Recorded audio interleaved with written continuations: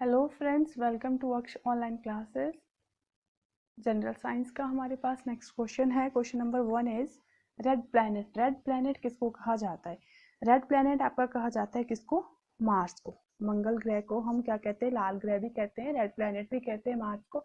और मार्स को red planet क्यों क्या कहते हैं? क्योंकि ये बना होता है रस्टी आयरन कलर का, ये होता है, इनसे मिलकर बना होता है, तो इसका जो रेड कलर आ जाता है, इसकी वजह से इसको क्या कहा जाता है? Red planet. प्लैनेट्स की हम बात करते हैं तो हमारे पास जो भी 8 प्लैनेट्स होते हैं उसमें सबसे बड़ा जो प्लैनेट आता है दैट इज जुपिटर, राइट। जिसको मैंने आपको बताया था कि मैंने जिस तरह से लर्न किया दैट इज JUSUNEVM2, राइट। जसू ने 2 विंग खरीदे, मतलब मैंने इस तरह से लर्न किया हुआ है, तो आपको जिस तरह से अच्छा लगे उस तरह से करें अकॉर्डिंग टू इट्स साइज। इसमें जुपिटर सबसे बड़ा होता है, और यहाँ पे अर्थ आती है, फिर वेनस, फिर mercury and last one is Mars, right. Red planet किसको कहा जाता है? रेड प्लैनेट कहा जाता है मंगल ग्रह को। ये बना होता है फॉर्मेशन ऑफ रस्टी आयरन की से बना होता है, जिसकी वजह से इसका कलर क्या हो जाता है? लाल हो जाता है, इसलिए इसको रेड प्लैनेट भी कहा जाता है। Next question number 2 is solar eclipse occur when. Solar eclipse कब अकर होती है? सोलर एक्लिप्स अकर होती है जब हमारे पास क्या होता है, जो मून होता है वो कहाँ आ जाता है? In between. मून किसके बीच में आ जाएगा? Between the earth and the sun. यहाँ आपकी अर्थ है, यहाँ आपका सन है, तो अगर मून बीच में आ जाए तो हम क्या बोलेंगे कि सोलर एक्लिप्स हो रहा है, राइट। तो उससे क्या होता है, मून क्या कर देता है? एक शेडो क्रिएट कर देता है, शेडो क्रिएट कर देता है, जिसकी वजह से अंधेरा हो जाता है अर्थ पे, राइट। तो moon cast the shadow over it, जो क्या होता है? सोलर एक्लिप्स होता है। सोलर एक्लिप्स कब होता है? जब अर्थ हमारी और जो सन हमारा बीच में कौन आ जाता है? मून। मून बीच में आ जाए तो सोलर एक्लिप्स की फॉर्मेशन होती है। Next question number 3 is rainfall. Rainfall क्या है? रेन हमारे पास आता है एक लिक्विड वाटर की फॉर्म में होता है। रेनफॉल आपको पता है जो एक क्या है, ये एक लिक्विड वाटर की फॉर्मेशन होती है, जो ड्रॉपलेट की फॉर्म में आती है, जो कंडेंस होती है एटमॉस्फेयर में। जो भी हमारे पास वाटर वेपर होते हैं वो हैवी इतने बन जाते हैं कि जो फॉल करना शुरू कर देते हैं ड्यू टू ग्रेविटी की वजह से। और ये किसका एक सोर्स है? ये सोर्स है हमारा फ्रेश वाटर का। रेनफॉल जो आता है ये एक फ्रेश वाटर का, बिल्कुल एग्जैक्ट जो फ्रेश वाटर आती है उसका सोर्स है, राइट। और रेन हमारे पास मेजर कंपोनेंट किसका है? That is water cycle. जो भी आपका वाटर साइकिल है जिसमें आपकी प्रेसिपिटेशन आती है, कंडेंसेशन आती है, इवेपोरेशन आती है, जो वाटर साइकिल है उसका मेन सोर्स कौन है? Rain, right. Next question number 4 is organic rock. Organic rock आपके पास क्या होती है? ऐसी रॉक की जो फॉर्मेशन जो ऑर्गेनिक रूप से बनी होती है, जो हमारे पास प्लांट और एनिमल्स होते हैं उनके डेब्रिज से मिलकर बनी होती है, दैट इज ऑर्गेनिक रॉक। तो ऑर्गेनिक रॉक में आपके पास कौन कौन से होते हैं? जैसे आपका चाक हो गया, जैसे कोल हो गया, ये सारे, और सब आपके लाइमस्टोन आ गए, राइट। जो आपका लाइमस्टोन होता है वो भी इसमें आ जाता है। वो क्या होते हैं? Organic rock. ऑर्गेनिक रॉक कौन से होते हैं? जो आपके इससे मिलकर बने होते हैं, डेब्रिज से, एनिमल्स और प्लांट के ऑर्गेनिक रूप में जो बने होते हैं, राइट, उनको कहा जाता है organic rock. Next question number 5 is zeolites. Zeolites क्या होते हैं? Zeolites occur as a alteration product. ये कैसे अकर करते हैं? Occur as a alteration. Zeolites occur as a alteration product. Zeolite कैसे अकर करते हैं? As a alteration product of volcanic glass, of volcanic glass, and serve as a symmetry,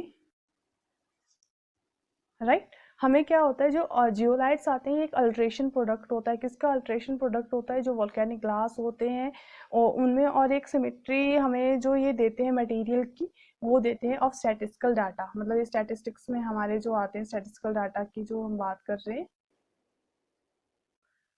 next question number 4 is zeolites. Zeolites हमारे पास क्या होते हैं? Zeolites occur as a alteration product. ये एक अल्ट्रेशन प्रोडक्ट के रूप में अल्टर करते हैं जो भी वोल्केनिक ग्लास होते हैं, और एक सिमेट्री हमें देते हैं। किसकी देते हैं? जो भी रॉक्स हमारे पास होती हैं उसी की, मतलब ये रॉक्स की फॉर्मेशन में कहीं ना कहीं हेल्प करते हैं, that are known as zeolites. इनको क्या कहा जाता है? जियोलाइट्स कहा जाता है। Next question number made up of. जो क्वार्ट्स होता है वो किससे मिलके बने होते हैं? Quartz is made of oxygen. किससे मिलके बने होते हैं? ऑक्सीजन प्लस साथ में इसमें क्या होता है? सिलिकॉन। क्वार्ट्स हमारे मिलके बने होते हैं ऑक्सीजन एंड सिलिकॉन के, इससे मिलके हमारे बनते हैं quartz, right. Oxygen plus silicon, right. Next question number 7 is MRI. MRI क्या होता है? नाम तो आपने सुना होगा। एमआरआई हमारे पास आते हैं, एमआरआई की फुल फॉर्म पहले क्या आती है? Magnetic resonance imaging, magnetic resonance imaging. कई बार आपने सुना होगा हॉस्पिटल में हम जाते हैं तो वहाँ पे बात करते हैं कि एमआरआई करवाना है। एमआरआई हमारे पास क्या होता है, that is magnetic resonance imaging. कई बार इसकी फुल फॉर्म भी पूछ ली जाती है, मैग्नेटिक रेजोनेंस इमेजिंग। ये कहाँ पे यूज होते हैं, ये रेडियोलॉजी में यूज होते हैं, राइट, यूज इन रेडियोलॉजी में यूज होते हैं। और ये क्या एग्जाम करते हैं, एग्जामिन करते हैं ऑलमोस्ट, मतलब बॉडी का हर पार्ट वैसे तो एग्जामिन करते हैं एमआरआई में, कुछ भी पार्ट हो बॉडी का। तो हमारे पास क्या करते हैं, हर पार्ट को ये एमआरआई से हम जो एग्जामिन कर सकते हैं, बॉडी के किसी भी पार्ट को डिटेक्ट कर सकते हैं। और इसमें होता क्या है, इसमें स्ट्रॉन्ग एमआरआई जैसे मैग्नेटिक है तो इसमें स्ट्रॉन्ग मैग्नेटिक फील्ड होती है, मैग्नेटिक रेज की यूज किया जाता है, strong magnetic and radio waves. कौन सी वेव का यूज किया जाता है इसमें, मैग्नेटिक एंड रेडियो वेव का यूज किया जाता है एमआरआई में। सेकंड आपने सीटी स्कैन भी सुना होगा, सीटी स्कैन। अब सीटी स्कैन और एमआरआई दोनों बेसिकली होते तो सेम ही है, बट सीटी स्कैन में हमारे पास क्या आता है यूजेस, ये एक्सरेज को यूज करते हैं, राइट। सीटी स्कैन एक्सरेज को यूज करते हैं और MRI magnetic and radio waves को यूज करते हैं। और सीटी स्कैन की फुल फॉर्म आपके पास क्या होता है, कंप्यूटेड टोमोग्राफी। सीटी स्कैन, सीटी जो होता है आपके पास, दैट इज सीटी स्कैन की क्या होती है, computed tomography.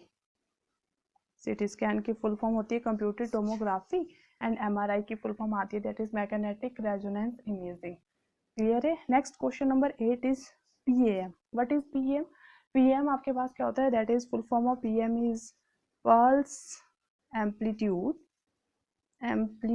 Modulation, modulation. PM की क्या फुल फॉर्म आती है, that is pulse amplitude modulation. मतलब एक तरह से ये सिग्नल मॉड्यूलेशन का काम करती है, जो सिग्नल्स आते हैं सिग्नल मॉड्यूलेशन वो आपका काम करती है। PM is pulse amplitude modulation. Next question number 9 is what is Rana tigrina. Rana tigrina, Rana tigrina क्या है, ये एक आपके पास इंडियन बुल फ्रॉग है, इंडियन बुल फ्रॉग का नेम है Rana tigrina, bullfrog, right. Bullfrog इसका नाम ही एक्चुअल में ऐसे, एशियन बुल फ्रॉग भी इसको कहा जाता है। इंडियन जो फ्रॉग आते हैं, इंडियन बुल फ्रॉग आते हैं, उसका नाम होता है राना ट्रिगिना, राइट। इसको इंडियन और एशियन कुछ भी कहा जा सकता है, that is Asian bullfrog या फिर Indian bullfrog, that is Rana tigrina, right. Next question number 10 is photochemical smoke. Photochemical smoke आपके पास क्या होता है, photochemical smoke it is a mixture of pollutant. ये किसका मिक्सचर है, मिक्सचर ऑफ पॉल्यूटेंट्स। पॉल्यूटेंट का जो मिक्सचर होता है that is it's a mixture of pollutants that are formed when nitrogen oxides and voltaic organic compounds react to sunlight and creating a brown haze above cities, right। एक हमने क्या बात करी, photochemical एक तो पॉल्यूटेंट का मिक्सचर है जो किसकी वजह से फॉर्म होता है, और जो नाइट्रोजन ऑक्साइड हो गया आपके पास, nitrogen oxide, nitrogen oxide plus nitrogen oxide में क्या ऐड किया जाएगा, जो वोलेटाइल ऑर्गेनिक कंपाउंड्स होते हैं, राइट। इसमें जो ऑर्गेनिक कंपाउंड आएंगे आपके पास, ऑर्गेनिक जो कंपाउंड्स आएंगे उनका रिएक्शन होगा और एक ब्राउन हेज बनेगा, ब्राउन कलर का जो भी आएगा हेज बनेगी, फॉर्मेशन होगी, उसको क्या कहा जाता है, उसको कहा जाता है photochemical smoke, right. Photochemical smoke कहा जाता है। ये एक तो विजिबल होगा जो ब्राउन कलर होगा, राइट। और ये मोस्ट प्रोमिनेंट कहाँ पे होता है, मॉर्निंग एंड आफ्टरनून में ये मोस्ट प्रोमिनेंट होता है, मतलब बहुत ज्यादा उस टाइम में दिखने को मिलेगा जहाँ पे डेंसली पॉपुलेटेड सिटीज होंगी, वहाँ पे आपको फोटोकेमिकल स्मोक देखने को मिलेगा। That is mixture of pollutants जिसमें नाइट्रोजन ऑक्साइड प्लस ऑर्गेनिक जो कंपाउंड्स होते हैं वो मिक्स हो जाते हैं। Next question number 11 is vital force theory. Vital force theory या विटल फोर्स थ्योरी, ये कौन सी थ्योरी है, whittle force theory is a theory जो कब 1809 में हमारे पास एक साइंटिस्ट थे ब्रेजिलियस, ब्रेजिलियस ने क्या बोला, ब्रेजिलियस ने बोला कि जो भी ऑर्गेनिक कंपाउंड्स हैं वो केवल कहाँ से फॉर्म किए जा सकते हैं, जो भी ऑर्गेनिक कंपाउंड हैं, जो भी हमारे पास क्या है ऑर्गेनिक कंपाउंड है वो कहाँ से फॉर्म किए जा सकते हैं, लिविंग सेल से, राइट। जो भी ऑर्गेनिक कंपाउंड्स है वो कहाँ से फॉर्म किए जा सकते हैं, लिविंग सेल से फॉर्म किए जा सकते हैं। And it is impossible to prepare them in laboratory, कि इनको हम लैब में प्रिपेयर नहीं कर सकते। विटल फोर्स थ्योरी कहती है कि जो भी ऑर्गेनिक कंपाउंड्स है वो केवल लिविंग सेल से ही मिल सकते हैं, राइट। वो लिविंग सेल से ही मिल सकते हैं, इनको हम लैब में नहीं बना सकते। ये आपकी आती है विटल फोर्स थ्योरी में। बाद में ये थ्योरी गलत प्रूव हो गई थी, क्यों, क्योंकि जो भी हमारे पास यूरिया है उसको वो साइंटिस्ट ने फिर लैब में बनाया था, तो ये थ्योरी बाद में डिस्कार्ड हो गई थी, जब वो किसने डिस्कार्ड कर दी थी, वोलर ने, वोलर ने ये थ्योरी डिस्कार्ड कर दी थी। क्यों? क्योंकि उन्होंने फर्स्ट जो बनाया था यूरिया, कई बार ये क्वेश्चन भी पूछा जाता है कि लैब में फर्स्टली कौन सा कंपाउंड बनाया, that is urea. Urea firstly lab में प्रिपेयर किया था। तो ये हमारे पास ऑर्गेनिक कंपाउंड जो फर्स्टली लैब में कौन सा प्रिपेयर हुआ है, यूरिया प्रिपेयर हुआ। किसने? होलर ने प्रिपेयर किया था। तो ये फिर विटलफोर्स थ्योरी ने डिस्कार्ड कर दी थी क्योंकि उन्होंने यूरिया की फॉर्मेशन कर दी थी। विटलफोर्स थ्योरी क्या कहती है कि जो भी ऑर्गेनिक कंपाउंड है वो केवल लिविंग सेल से ही मिल सकते हैं, हम इन्हें लैब में नहीं बना सकते। और होलर ने बाद में जो फर्स्ट सिंथेसाइज कंपाउंड है, ऑर्गेनिक कंपाउंड है जो लैब में बनाया गया है, दैट इज यूरिया। क्लियर है? Next question number 12 is woman capsule. Woman capsule क्या होते हैं? वोमन कैप्सूल क्या है? ये एक तो ये किसका पार्ट है? नेफ्रॉन का पार्ट है। नेफ्रॉन जो आपका किडनी से रिलेटेड आता है, नेफ्रॉन का पार्ट है। वोमन कैप्सूल किसका पार्ट है? नेफ्रॉन का पार्ट है। जो क्या बनाता है? एक कप लाइक स्ट्रक्चर बनाता है, that forms a cup like structure. Cup like surrounding बनाता है, ये कप लाइक स्ट्रक्चर बनाता है इनटू द कहाँ पे? जो आपका ग्लैमरस होता है उसमें बनाता है, right? Woman capsules. Next question number 13 is heart chamber in amphibian. जो एम्फीबियन हमारे पास होते हैं उनके जो हार्ट चैम्बर होते हैं, कितने हार्ट चैम्बर होते हैं? 3, राइट? उनके हार्ट में कितने चैम्बर होते हैं? 3। इसमें एम्फीबियंस में, जिसमें आपके क्या आते हैं? 2 आर्टरी आते हैं एंड 1 क्या आता है? वेंट्रिकल आता है, right? 2 artery and 1 ventricle, right? और जो ह्यूमन, अगर हम ह्यूमन की बात करें, ह्यूमन के हार्ट में कितने चैम्बर होते हैं? दैट इज 4 चैम्बर्ड हार्ट उनका होता है, जिसमें आपके पास क्या आते हैं? 2 एट्रिया आते हैं और 2 ही क्या आते हैं? वेंट्रिकल आते हैं। क्लियर है? 2 atria and 2 ventricle. Next question number 14 is solder. Solder is an alloy of, solder किससे मिल के बना होता है? That is it is made up of lead and tin.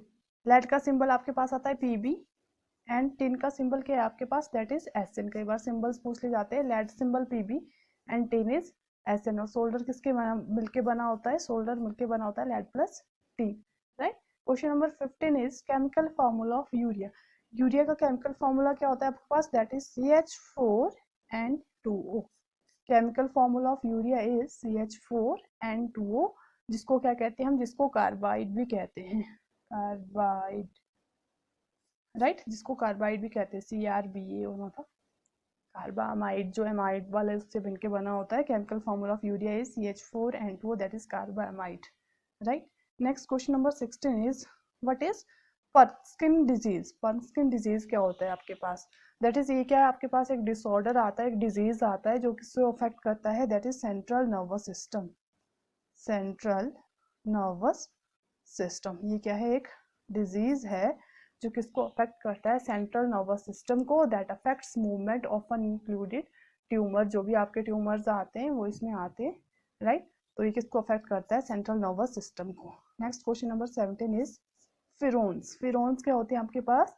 ये क्या होते हैं? इनका एक तो फिरोन्स आपके पास आते हैं, हाँ, जो आपके रेफ्रिजरेटर में यूज करते हैं, जैसे आपके CFC हो गए, क्लोरोफ्लोरोकार्बन जो आते हैं, CFC क्लोरोफ्लोरोकार्बन। और जो आपके स्प्रे आ गए जो आप लगाते हैं, फॉग एक्सेट्रा जो भी हैं, राइट? वो आपके आते हैं, डिओड्रेंट वगैरह जो आते हैं वो आते हैं फिरोन्स में। जो क्लोरोफ्लोरोकार्बन आ गया, इनका क्या होता है? एक तो लो बॉइलिंग पॉइंट होता है, that is low boiling point. इनका एक तो बॉइलिंग पॉइंट लो होता है एंड इनकी जो विस्कोसिटी है, विस्कोसिटी वो भी क्या होती है? लो होती है। लो बॉइलिंग पॉइंट होता है, विस्कोसिटी इनकी लो होती है। इस लो बॉइलिंग पॉइंट और लो विस्कोसिटी की वजह से ये एक ये कहाँ यूज किए जाते हैं? रेफ्रिजरेटर में यूज किए जाते हैं, राइट? कहाँ कहाँ यूज किए जाते हैं? रेफ्रिजरेटर्स में यूज किए जाते हैं, एयर कंडीशनर में यूज किए जाते हैं, एयर कंडीशनिंग सिस्टम जो भी होते हैं उनमें इनका यूज किया जाता है। किनका? फिरोन्स का। फिरोन कौन से हो गए? जो आपके CFC क्लोरोफ्लोरोकार्बन आते हैं या फिर जो भी स्प्रेज आती है वो फिरोन्स में आती है। क्लियर है यहाँ तक, right? If you like the content then please like, share and subscribe to my channel. Thanks for watching this video. Thank you.